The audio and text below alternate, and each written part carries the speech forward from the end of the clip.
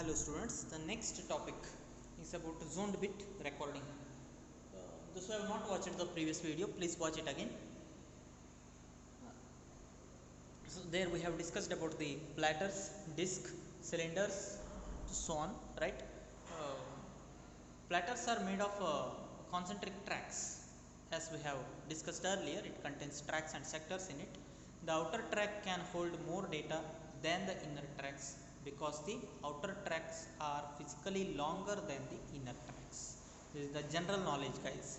Inner track, as you move it from outer track to inner track, the length of the perimeter of the inner track, that circle, will be reduced. Because of that, it can hold only it can hold comparatively lower data than the outer track, right? Zoned bit recording uses the disk efficiently for storing the data. There is a strategy used called as zoned bit recording, which stores the data in efficient way.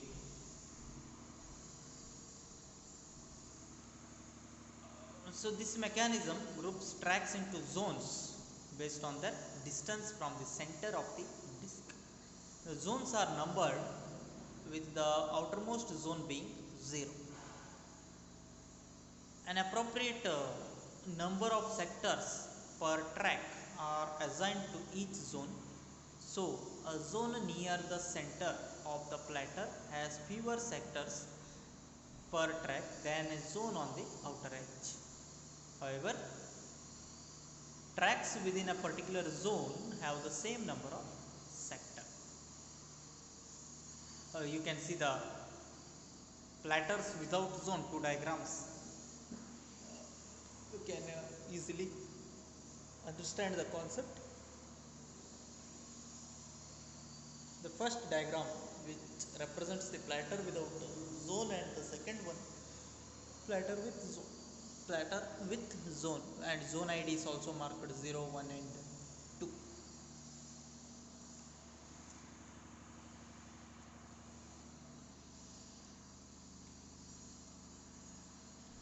Similarly, we can go for addressing called as block addressing, logical addressing, since the number of blocks or memory elements will be more because of the size, right? We will go with the logical block addressing.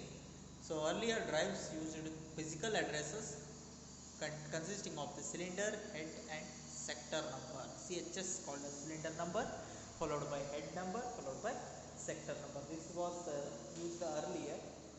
Physical addressing, it is called as it refers to the specific location on the disk as shown in figure 2.10a. They are saying the first one, physical address. See, this is how physical addressing is done. CHS cylinder number, head number, followed by sector number. This is used earlier.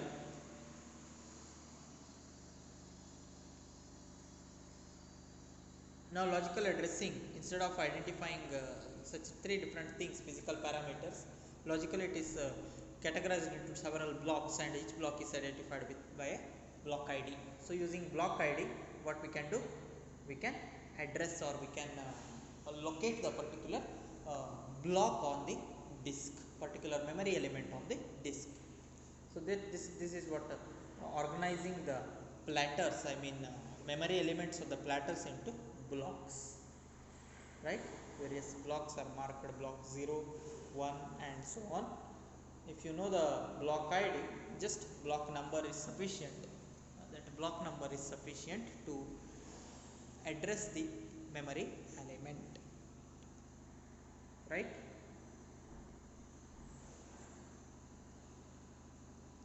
Next is the performance parameter. Here we need to study we need to go through some definitions like service time, seek time, rotational latency and transfer rate. So disk service time is the time taken by a disk to complete an IO request. Very simple thing. It may be an input request or output request, data read or data write request. So time required to complete that request, that is called as disk service time. Components that contribute to the service time on the disk drive. So service time is depends on the seek time, latency as well as data rate. So what is seek time then? Seek time, time need to position the read write head, right? Seek time, or also it is also called as access time, which describes the time taken to position the read write head across the platter. Very simple thing, guys. Time need to locate the read write head on top of the disk is called as seek time or access time.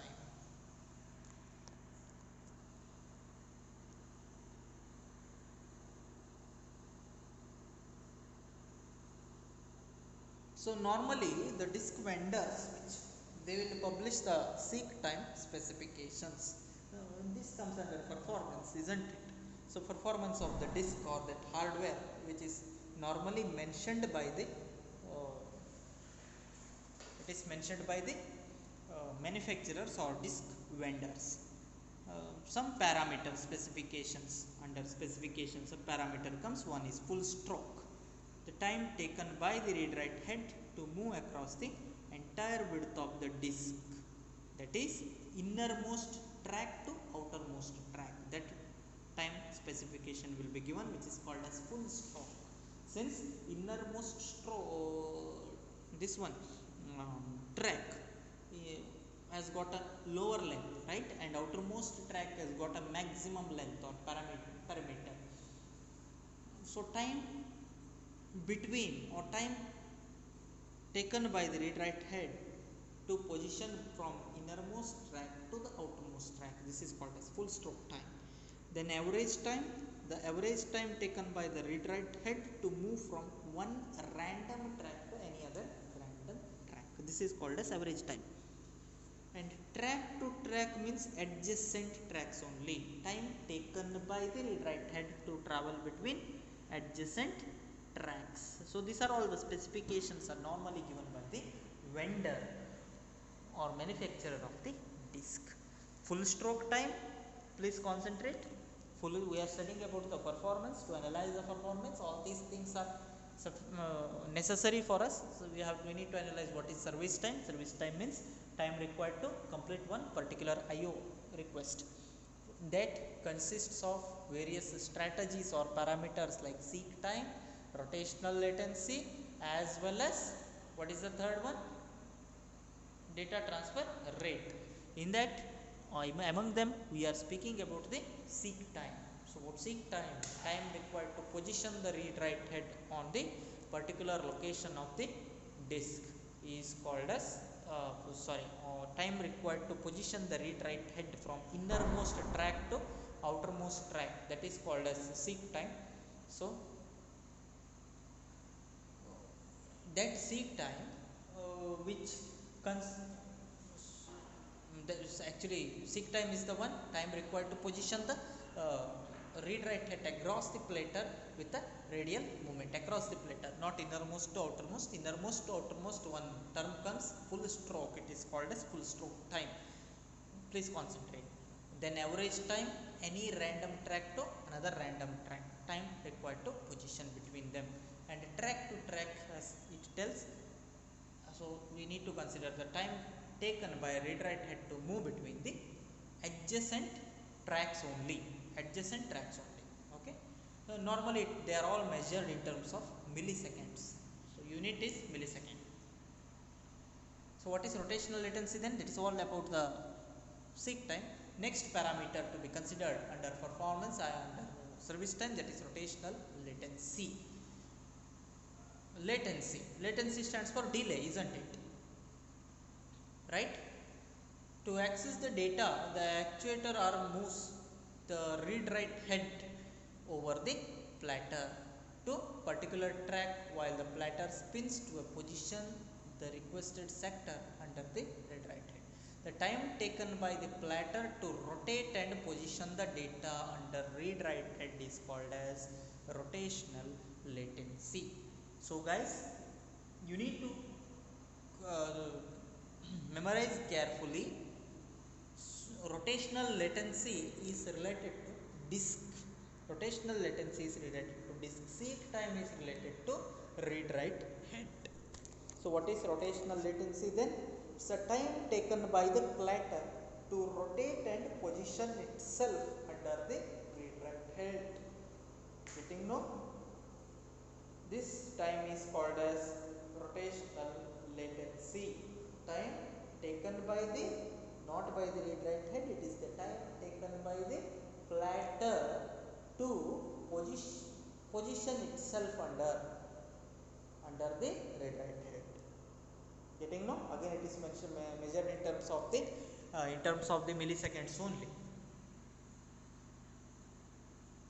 Finally, data transfer rate, data rate or transfer rate, it is called as, refers to the average amount of data per unit time. It may be kbps or mbps. Such units you are familiar with, right? Yes or no? Yes. Fine.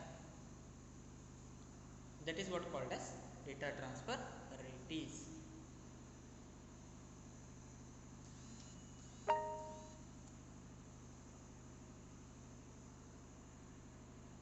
That's it guys. In the next session let us discuss about the utilization. Okay, we need to study something about cache as well, data transfer rate, under that disk IO controller utilization. Let us see this topic in the next session. Thanks for watching.